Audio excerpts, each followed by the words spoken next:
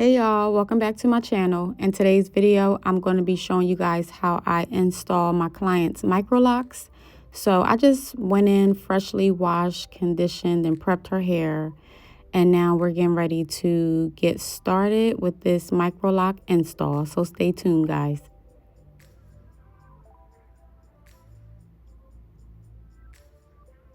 Now what I'm starting off doing is I'm going to get her sectioning all out the way. So I'm going to lay and part out her grid pattern, and then I'll show you guys in a little bit how that came out.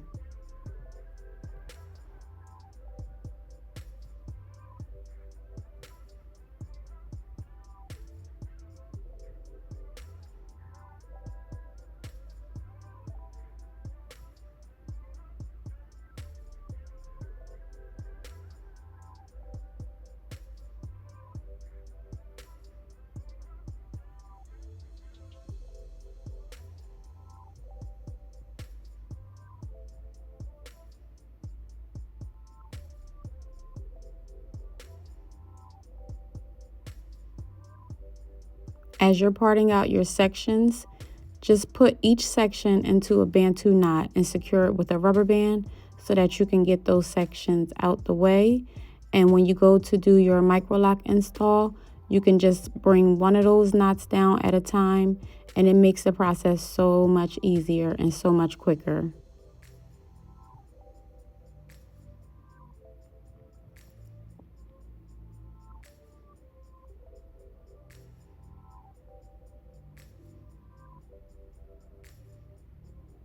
Now this process did take me 2 days to do it, roughly about 12 hours. And so you just want to make sure your grid pattern is laid really well, because this is what cuts down some of the timing to get these done.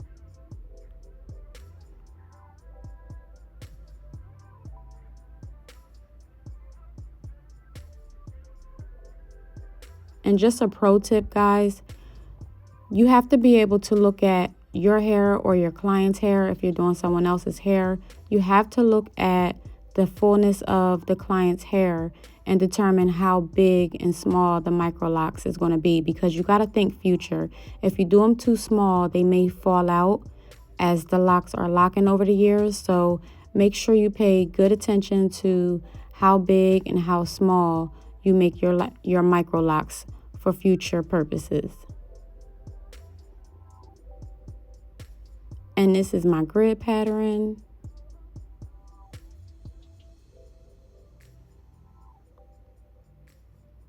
So I started her back section off camera, and now I'm getting ready to show you guys how I do this one row right here.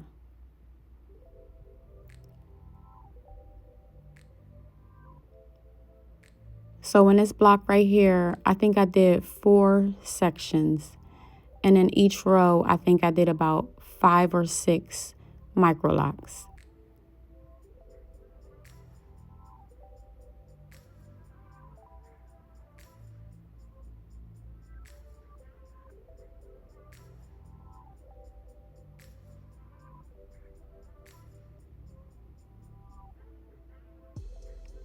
Now, I do not do interlocking at all because it's too damaging in my opinion.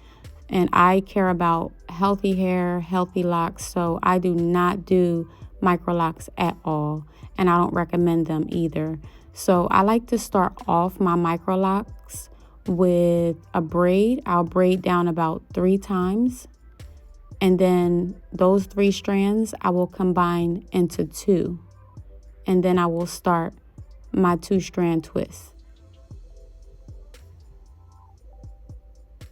So you see the 3 strands right there.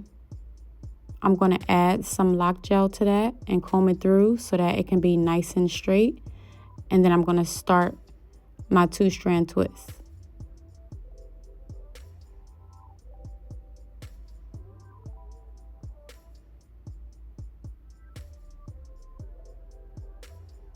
Now, when you're doing these 2-strand twists, you want to make sure that as you're twisting, you stay close up on the twist, because if you stretch your hand out as you're twisting, the twist is going to look real loose.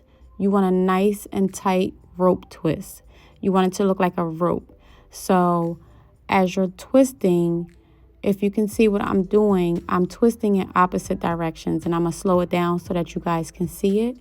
But I'm twisting in two opposite directions.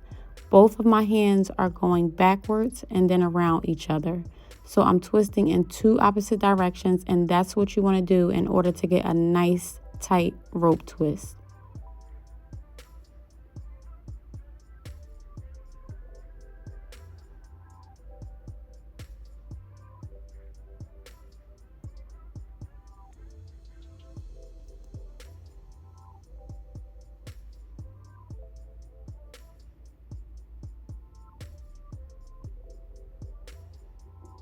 So in order to keep the micro lock secure at the end, I don't keep twisting all the way down. I will now split them two sections into three, and I will braid down and lock it in with a braid. Now you won't be able to tell that it's a braid because the micro locks are small already, and they won't affect how the micro lock locks.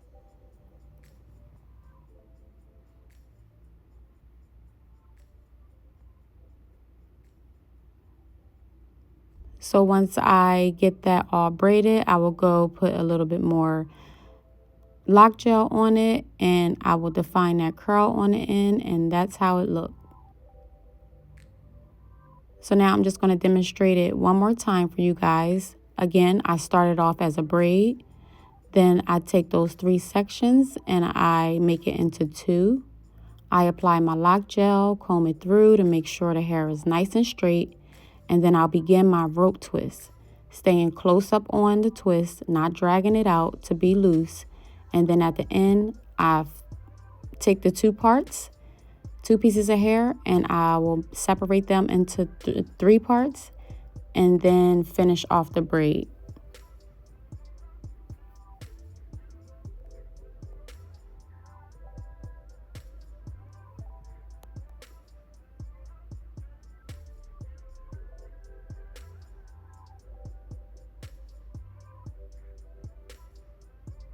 And I'm trying to show you guys right here how you twist in opposite directions.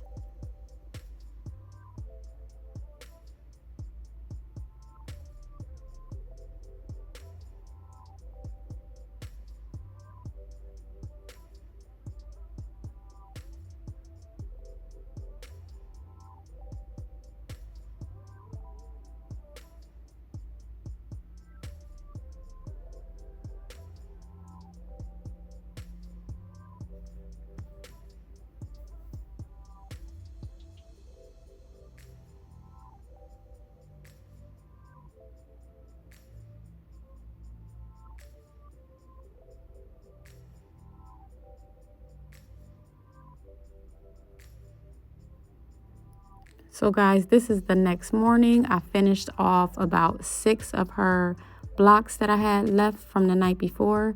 And now I am completely finished, and this is how it turned out.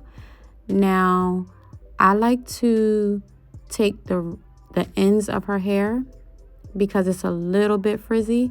And I like to go in with this mousse right here to control the frizz at the end. And I love this mousse for that reason, because it really controls the frizz at the ends of the hair. So I just rubbed this all throughout her twist, especially on her ends. And then I just scrunched it a little bit so that her curls could be defined. And that is basically it, guys.